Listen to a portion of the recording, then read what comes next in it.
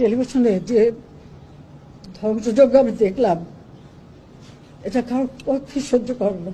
তোমরা রাজাকার, তোমার বাবা রাজাকার, এটা তো তোমরাই করেছো। চেয়েছিলাম অধিকার হয়ে গেছি রাজাকার, আরে রাজাকার তো আমি তোমাদের করি নাই। তোমরা নিজেরা স্লোগান দিয়ে তোমাদেরকে রাজাকার, তোমরা স্লোগান দিয়েই তোমাদের পরিচয় দিয়েছো। আমি তো তাদের রাজাকার বলিনি, তারা নিজেরাই স্লোগান দিয়ে নিজেদেরকে রাজাকার হিসেবে পরিচিত করলো সকলের কাছে। তুমি কে, আমি কে, রাজাকার রাজাকার, তোমার বাবা আমার বাবা রাজাকার রাজাকার, তার মানে তারা নিজেদেরকে রাজাকার হিসেবে পরিচয় দিল। আমরা অনেক রক্ত দিয়ে স্বাধীনতা দিচ্ছি, দেশটাকে গড়ে তুলবো। এদেশের মানুষ বিশ্বের দরবারে মাথা উঁচু করে চলবে। রাষ্ট্রপতিকে 24 ঘন্টার আলটিমেটাম, এখানে আলটিমেটাম, ওখানে আলটিমেটাম, আলটিমেটাম দেওয়া, একটা মানলে আরেকটা, আরেকটা মানলে আরেকটা। তো মুক্তিযোদ্ধা সন্তানদের তো এখন আর ওই বয়স নাই, 5% সেটাও তারা পেয়ে গেল। 11টা 11:30টার দিকে দেখলাম অনেক ছেলে মেয়ে বের হয়ে আসছে, মেয়েরা হল থেকে বের হয়ে আসছে। বাধ্য হলাম আমরা, আগুন দাও দাও করে জ্বলছে, তখন আমি হেলিকপ্টারে করে পানি দিলাম। আজকে সেই সম্মানটা ধুলায় মিটিয়ে দিল। একটার পর একটা তাদের আবদার, তাদের যে দাবি ছিল তার থেকে অনেক বেশি আমরা দিয়ে দিয়েছি। ওই মুক্তিযোদ্ধা এবং মুক্তিযোদ্ধা পরিবার বা মুক্তিযোদ্ধার দিকে যেন তাদের বেশি ক্ষোভ, আমার কথাটাকে বিকৃত করা হয়েছে। তারপরে কোটা না মেধা, মেধা না কোটা, কোটা মেধার মধ্যে এত তফাতের কি আছে? তাহলে যারা পরীক্ষা দিয়ে মেধাবী তারাই তো পাচ্ছে। মুক্তিযোদ্ধা পরিবারের সন্তান সন্ততিরা কি মেধাবী না? তাহলে মেধাবী কি শুধু ওই রাজাকারের ছেলে মেয়ে? একটার পর একটা তাদের আবদার, এটা করতে হবে, আমরা করে দিয়েছি। পরে আবার ঘুরে যে সেটা না, আরো চাই। করতে করতে হ্যাঁ, কোটা তাদের যে দাবি ছিল তার থেকে অনেক বেশি আমরা দিয়ে দিয়েছি। কিন্তু একটা জিনিস আমি লক্ষ্য করলাম, ওই মুক্তিযোদ্ধা এবং মুক্তিযোদ্ধা পরিবার বা মুক্তিযোদ্ধার দিকে যেন তাদের বেশি মানে একটা ক্ষোভ। আমার একটা কথা নিয়ে তারা কিছু কতদিন প্রতিবাদ করলো। কি কথা বলেছিলাম আমি? আমার কথাটাকে বিকৃত করা হয়েছিল। আমি বলেছিলাম মেধা, মেধা, মেধা, কোটা না মেধা। তো কোটা আমাদের নারীর কোটা, প্রতিবন্ধীদের কোটা, নৃগোষ্ঠীর কোটা, প্রত্যেক জেলার কোটা, মুক্তিযোদ্ধা পরিবারের কোটা, সেগুলো তো আমি বাতিলও করে দিয়েছিলাম। তারপরে কোটা না মেধা, মেধা না কোটা, কোটা মেধার মধ্যে এত তফাতের কি আছে? এখানে মেধাই তো হয়। প্রথমে প্রিলিমিনারিতে তাদেরকে পরীক্ষা দেওয়া হয়, এরপর লিখিত পরীক্ষা হয়। লিখিত পরীক্ষা পাশ করলে তখন তাদের ভাইবা নেওয়া হয়। ভাইবা নেওয়ার পরে তারপর যখন পদায়ন করা হয় তখন যারা মেধাবী তারাই পায়। আর অবশ্যই এই কোটাগুলি ভাগ করে দেওয়া হয়। তাহলে যারা পরীক্ষা দিয়ে মেধাবী তারাই তো পাচ্ছে। সেই সূত্রে আমি বলেছিলাম যে কি মেধাবী কি শুধু মানে মুক্তিযোদ্ধা পরিবারের সন্তান সন্ততিরা কি মেধাবী না? তাহলে মেধাবী কি শুধু ওই রাজাকারের ছেলে মেয়ে? এটা বলার সাথে সাথে তাদের স্লোগান দাও কি, বিকেল 4টায় আমি প্রেস কনফারেন্স করি, কয়েক ঘন্টা চলে যায়, হঠাৎ রাত্রেবেলা বোধহয় 11টা 11:30টার দিকে দেখলাম অনেক ছেলে মেয়ে বের হয়ে আসছে, মেয়েরা হল থেকে বের হয়ে আসছে। তাদের স্লোগানটা কি?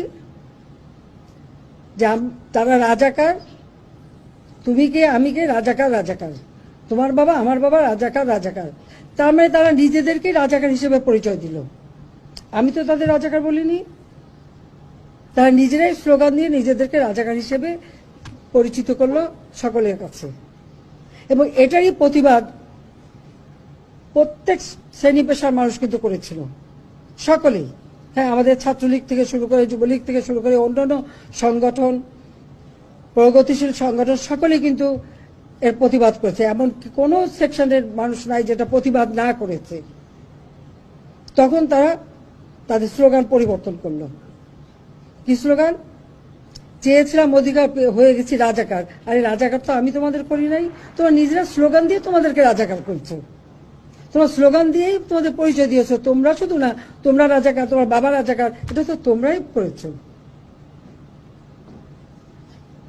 হাইকোর্টের শুনানি 7 আগস্ট ছিল, সেটা আমরা 21, আমি নিজে আইনমন্ত্রী, আমাদের অ্যাটর্নি জেনারেল সকলের সঙ্গে বসে আমরা অনুরোধ করলাম উচ্চ আদালতে যেটাকে সামনে এগিয়ে নিয়ে আসা যায় কিনা। আনা হলো 21শে জুলাই, সেখানে বসালে এই ছাত্রদেরও বলা হল যে তোমরা এর সঙ্গে যুক্ত হও, তোমরা আপিল করো। আমি তো আপিল করেছি, তোমরা আপিল করো। তারা কিন্তু যুক্ত হলো, কিন্তু তারা আন্দোলন থামালো না। তারপরে যখন রায় হয়ে গেল তাতেও তারা উঠবে না। কেন? প্রজ্ঞাপন জারি করতে হবে, রাষ্ট্রপতিকে 24 ঘন্টার আলটিমেটাম, এখানে আলটিমেটাম, ওখানে আলটিমেটাম, আলটিমেটাম দেওয়া শুরু হলো। এটা কোন ধরনের কথা? একটা মানলে আরেকটা, আরেকটা মানলে আরেকটা। এক দফা কোটা সংস্কার, তার থেকে চলে গেল 3 দফা, তারপরে 6 দফা, তারপরে 8 দফা, তারপরে আবার 4 দফা। যখনই যেটা চাচ্ছে যেই দিয়ে দিই তখন আরো একটা দফা। এই করতে করতে যখন প্রজ্ঞাপন, আইনমন্ত্রী বলেন এটা তো সময় লাগে, তারপর আইনমন্ত্রী কিন্তু বলে দিলেন যে আমি মঙ্গলবারে প্রজ্ঞাপন করে দেব। ঠিক সেই মতো প্রজ্ঞাপনও করে দেওয়া হলো।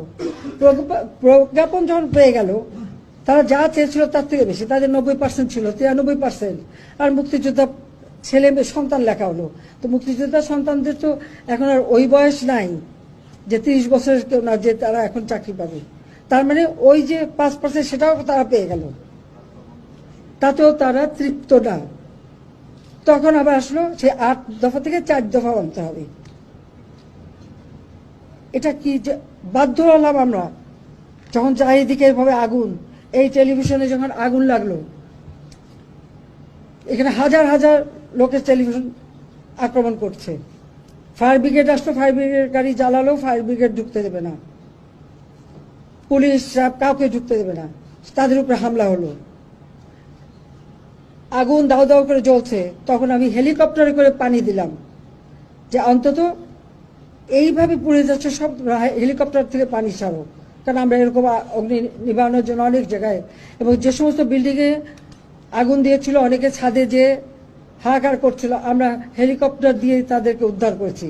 সেই নারায়ণগঞ্জে কাশপুর থেকে নিয়ে শুরু করে বিভিন্ন জায়গায় হেলিকপ্টার দিয়ে দিয়ে কিন্তু আমরা মানুষকে উদ্ধার করে তাদের যান বাঁচিয়েছি। আর আমি এখানেও চেষ্টা করেছিলাম যে ওই যে বেশি করে পানির সেটা উপর থেকে যে আগুনটা আরো চারিদিকে ছড়াতে না পারে।